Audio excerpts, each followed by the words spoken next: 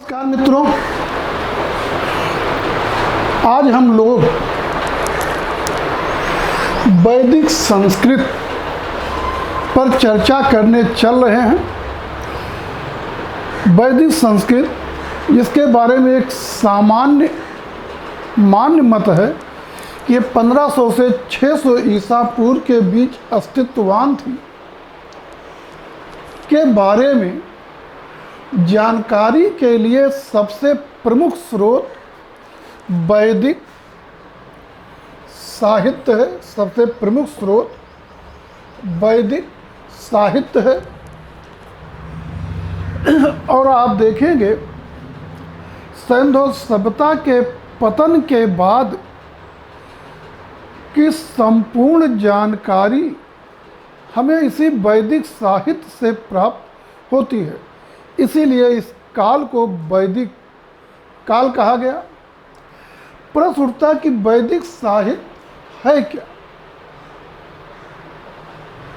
और जो वैदिक साहित्य है उसके रचयिता कौन है, वो कहाँ के रहने वाले थे, उन्होंने वैदिक साहित्य की रचना किस क्षेत्र में की,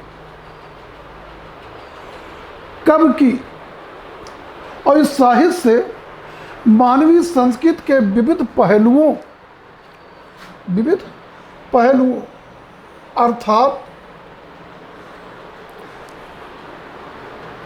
सामाजिक, धार्मिक, आर्थिक एवं राजनीतिक जीवन के बारे में क्या जानकारी मिलती है, तथा वैदिक साहित्य एवं पुरातत्व, मतलब वैदिक साहित्य में जो उल्लिखित है वो पुरातत्व के द्वारा पुष्टित है अथवा नहीं। तो इन 7 टॉपिकों में हम लोग वैदिक संस्कृत का अध्ययन करेंगे। सबसे पहले देखने चल रहे हैं वैदिक साहित्य। तो आइए देखते हैं कि वैदिक साहित्य है क्या। तो आप देखें, वैदिक साहित्य के अंतर्गत चारों वेदों ऋग्वेद, सामवेद, यजुर्वेद, अथर्ववेद की संहिताएं आती हैं। अर्थात इसका मतलब हुआ कि केवल मंत्र खंड ही नहीं अपितु गद्य खंड भी इसमें आते हैं। कुल मिला के वैदिक साहित्य में वेदों की संहिताएं हैं, माने वैदिक संहिताएं हैं, मतलब वेद, ब्राह्मण, आरण्यक, उपनिषद वैदिक साहित्य है। तो वैदिक साहित्य क्या है? वैदिक संहिताएं हैं जिसके अंतर्गत वेद, ब्राह्मण, आरण्यक और उपनिषद आएंगे। वेद शब्द विद धातु से बना है, विद धातु से बना है, जिसका अर्थ होता है जानना अर्थात ज्ञान, प्राप्त करना अर्थात ज्ञान। इसलिए वेद का अर्थ हुआ ज्ञान। साथ ही वेद को श्रुति, तरई, अनादि, छंद, आमनाय, नित्य, आगम, निगम आदि नामों से भी जाना जाता है, और ये सब वेद के पर्यायवाची हैं। श्रुति, वेद को श्रुत कहते हैं, और वेद को श्रुत कहने का आशय है कि वेदों का ज्ञान सुनकर प्राप्त किया जाता था। वास्तव में उस समय जो है मित्र, उस समय जो है लिपि नहीं थी। वैदिकारियों के पास कोई लिपि नहीं थी, और उनका ज्ञान गुरु शिष्य परंपरा में आगे बढ़ता था। मतलब गुरु से शिष्य ने सीखा, शिष्य से जब वो शिष्य गुरुपद पर पहुंचा तो उसके शिष्य ने, और इस क्रम में ज्ञान आगे बढ़ता रहा। तो इस तरह से वैदिक साहित्य का ज्ञान, मतलब वेदों का ज्ञान सुनकर प्राप्त किया जाता था, इसीलिए वेदों को श्रुत कहा गया है। तरई, तरई का मतलब 3, और देखें कि 3 तरह के वैदिक मंत्र मिलते हैं, ऋक्, साम, यजुस, जिन पर आधारित ये 3 वेद हैं। ऋक् पर आधारित ऋग्वेद, साम पर आधारित सामवेद और यजुस संबंधित यजुर्वेद। और इस तरह से वेद 3 हैं, अर्थात वेद तरही है। अनादि, वेदों को अनादि भी कहा गया है, और वेदों को अनादि कहने का मतलब है इनके आदि या मूल का कुछ भी ज्ञान नहीं है, और ये सृष्टि के पहले से भी विद्यमान है, और इस तरह वेद अनादि है। वेद छंद है, और वेद को छंद कहने का मतलब हुआ कि छंद का एक अर्थ पूजा है, और वैदिक काल में पूजा का एक ही स्वरूप था, वैदिक मंत्र। और वैदिक मंत्रों द्वारा देवताओं की पूजा की जाती थी, और इसीलिए वैदिक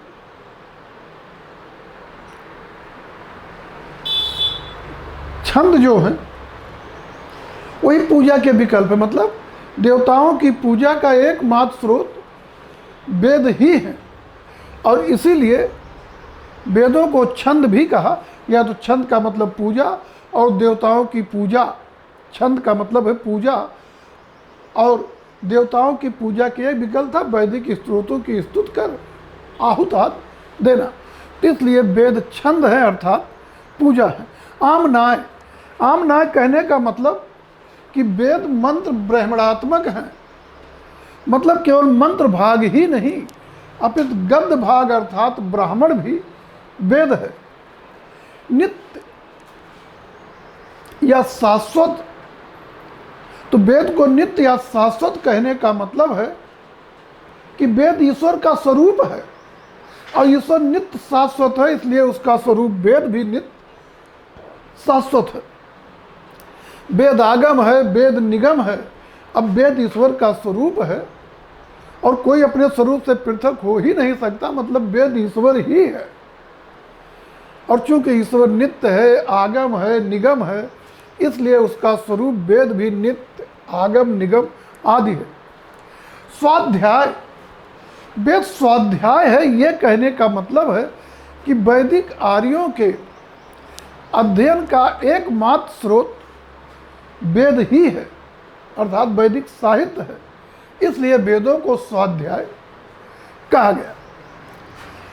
एक शब्द आप जानेंगे, मंत्र दृष्टा। वैदिक साहित्य को समझने के क्रम में एक शब्द जानना होगा, मंत्र दृष्टा, अर्थात मंत्रों का दर्शन करने वाला। तो मंत्र दृष्टा शब्द जो है, ये मित्र वैदिक ऋषियों, वैदिक ऋषियों के लिए आया है। वास्तव में जो वैदिक ऋषि हैं वो मंत्रों के सृष्टा या रचनाकार नहीं हैं। वैदिक मंत्रों का रचयिता ईश्वर है, और वैदिक ऋषि जो हैं उन्होंने ध्यान, समाधि आदि के द्वारा ईश्वर से इन मंत्रों का साक्षात्कार किया, और इस तरह से वैदिक ऋषि जो हैं वो मंत्र दृष्टा है। आगे देखेंगे कि आगे देखेंगे कि जो वैदिक साहित्य है, वैदिक साहित्य है, उसके बारे में जानेंगे। वो मुख्यतः पद्य में है, साथ ही गद्य, और गद्य के साथ ही जो है ये गद्य भी है। और इस तरह से जो वैदिक साहित्य अर्थात वेद, वैदिक साहित्य वेद हैं, वो मुख्यतः पद में लिखे गए हैं, और जो वैदिक पद हैं, वेद मुख्यतः पद में लिखे गए। वैदिक पद को ऋक या ऋचा कहेंगे, और जो ज्ञेय पद मतलब गीतात्मक पद है उन्हें साम कहेंगे, और जो वैदिक गद्य है उसे यजुस कहेंगे। तो वैदिक पद को ऋक या ऋचा, गद्य को यजुस, और ज्ञेय पद या गीतात्मक पद को साम कहेंगे। और जो वैदिक ऋचाएँ या वैदिक साम हैं उन्हीं को हम मंत्र कहते हैं। आगे जानना होगा सूक्त। तो ऋचाओं व साम का समूह जो है वो सूक्त कहलाता है। ऋचाओं व साम का समूह सूक्त कहलाता है, या वैदिक मंत्रों का समूह सूक्त कहलाता है। और सूक्त का अर्थ है उचित उक्त या सुभाषित। एक शब्द जानना होगा मंडल। तो वैदिक सूक्तों का समूह जो है वो मंडल कहा जाता है। वैदिक सूक्तों का समूह मंडल कहते हैं। और सूक्त का अर्थ होता है उचित उक्त या सुभाषित। आगे हम लोग देखेंगे, सुधार करिए।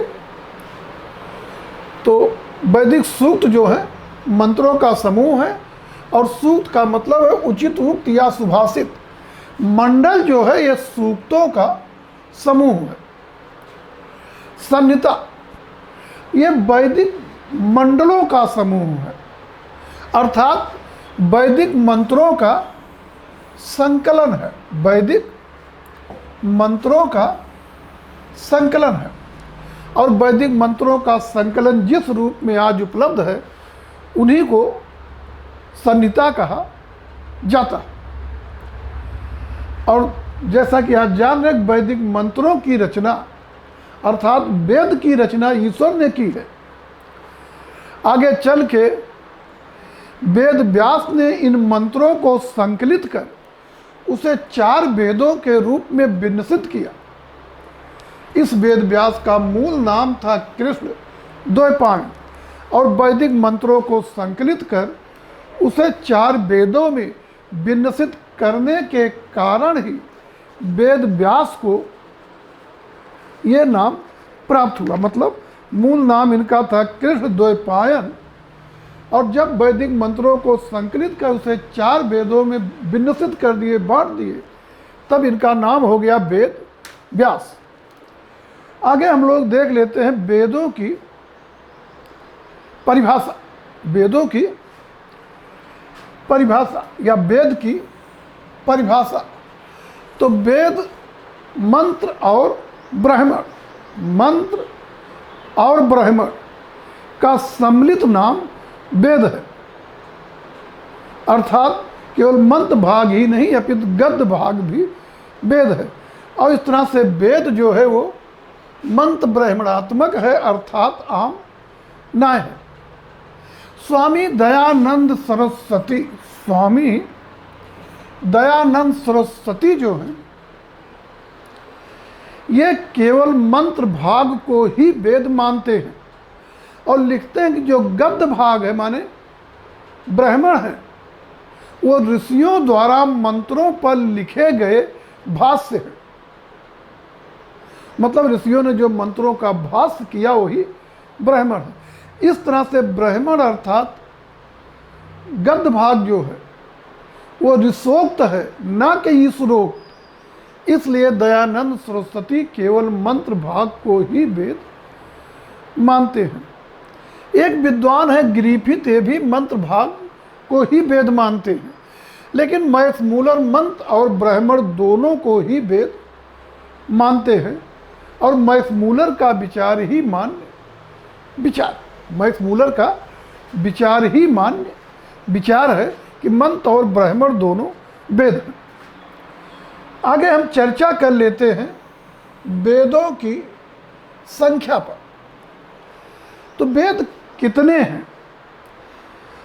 वास्तव में अथर्ववेद का देवत्व स्वीकार न करते हुए भारतीय केवल 3 वेद, ऋग्वेद, सामवेद, यजुर्वेद को वेद मानते हैं। मतलब वेद त्रयी को वेद मानते हैं। सायणाचार्य जो वेदों के बहुत बड़े भाष्यकार हुए, उन्होंने बताया है कि ऋग्वेद की एक ऋचा में कहा गया है कि ब्रह्मा ने अग्नि से ऋग, सूर्य से साम वायु से यजुष की उत्पत्ति की, और जिस पर आधारित 3 वेद हैं, ऋग्वेद, सामवेद, यजुर्वेद, और इस तरह से वेद 3 हैं। मैक्स मूलर कहते हैं कि वेद 4 हैं, ऋग्वेद, सामवेद, यजुर्वेद, और जनरली यही मैक्स मूलर का विचार अभी तक मान्य विचार है। एक है स्वामी विद्यानंद विदेह, और स्वामी विद्यानंद विदेह जो है वो वेद एक मानते हैं। वो कहते हैं वेद वेद है जो कि एक है। जिसे हम 4 वेद कहते हैं वो वेद के 4 अध्याय हैं। पहला अध्याय ज्ञान कांड है जो कि ऋग्वेद है, दूसरा अध्याय उपासना कांड है जो कि सामवेद है, तीसरा अध्याय कर्म कांड है जो कि यजुर्वेद है, चौथा अध्याय विज्ञान कांड है जो कि अथर्ववेद है। तो विद्यानंद विदेह के अनुसार वेद केवल एक है, और जिसे हम 4 वेद कहते हो उसी के 4 अध्याय। अब हम लोग देख लेते हैं ऋतुज विधान, वेदों में ऋतुज विधान। तो आप देखेंगे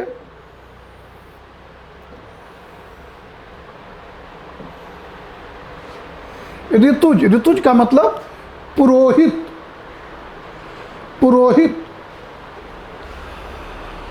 और वैदिक पुरोहित जो होते हैं उन्हीं को ऋतुज कहा गया। वैदिक पुरोहित जो हैं उन्हें ऋतुज कहा गया है।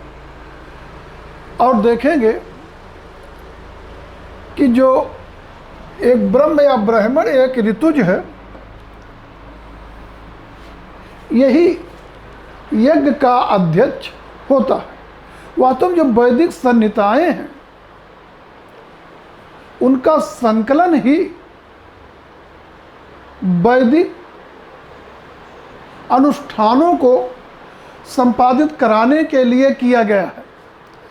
ऋग्वेद, अथर्ववेद का संबंध सीधे वैदिक अनुष्ठानों से भले न हो, लेकिन सामवेद, यजुर्वेद पूरी तरह से वैदिक अनुष्ठानों को ही ध्यान में रखकर संकलित किए गए हैं। ब्रह्म या ब्राह्मण जो है ये यज्ञ का अध्यक्ष होता है, और सभी विघ्न बाधाओं से यज्ञ की रक्षा उसका दायित्व होता है। इसलिए ब्राह्मण को भिषज, यज्ञ का भिषज भी कहा गया है। तो ब्राह्मण जो है ये ब्राह्मण या ब्रह्म यज्ञ का अध्यक्ष और यज्ञ का भिषज होता था। आगे देखेंगे, भारतीय मानते हैं कि जो ब्राह्मण है इसका कोई वेद नहीं है, लेकिन मैक्स मूलर कहते हैं कि वेदों का संकलन ही ऋतुज कर्म को, पुरोहितों के कर्म को ध्यान में रखकर किया गया है। और वेद 4 है इसलिए ऋतुज भी 4 है। ये 4 वेद हैं, ऋग्वेद, सामवेद, यजुर्वेद, अथर्ववेद। ऋग्वेद का ऋतुज जो है वो होत्र या होता है। इसका कर्म होत कर्म है, और प्रतिपाद्य विषय इसका सस्य कहा। प्रतिपाद्य विषय या मुख्य विषय जो कर्म है वही प्रतिपाद्य विषय है। उसे सस्य या स्तुत या हौत कर्म आप कहेंगे। और यज्ञ के दौरान ये वैदिक ऋचाओं की स्तुत करता था। सामवेद का जो ऋतुज है वो उद्गाता है, और इसका कर्म औदगात कर्म माने स्तुत स्तोम है। और ये यज्ञ के दौरान जोर जोर से साम के मंत्रों का उच्चारण करता था। तो इसका प्रतिपाद्य विषय जो है यही औदगात कर्म अर्थात स्तुत स्तोम है। यजुर्वेद का पुरोहित या ऋतुज अधर्व है। इसका कर्म इज्जा कर्म मतलब यज्ञ कर्म है, और ये यज्ञ से संबंधित सभी अनुष्ठानों को संपादित करता था। मतलब कर्मकांड जितने भी यज्ञ संबंधित सब यही करे। अथर्ववेद का पुरोहित ब्रह्म या ब्राह्मण है। और इसका मुख्य कर्म प्रतिपाद्य विषय प्रायश्चित है। और यह सभी ऋतुजों के कर्मों में त्रुटियां खोजता है और त्रुटियां देखकर उनके लिए प्रायश्चित का विधान करता है। वैसे भारती कहे ब्राह्मण का कोई वेद नहीं होता, लेकिन मैक्समूलर कहे कि वेद ऋतुज कर्म को ध्यान में रखकर संकलित हुए हैं और ऋतु 4 हैं, उन पर आधारित वेद भी 4 हैं। इसमें से ब्राह्मण जो है ये सभी वेदों का ज्ञाता होता है, यद्यपि इसका वेद अपना वेद अथर्ववेद होता है। तो आज के लेक्चर में मित्र इतना ही, और कल हम लोग अब एक एक वेद ले करके वेदों पर चर्चा करेंगे। तब तक के लिए नमस्कार, शुभ रात्रि।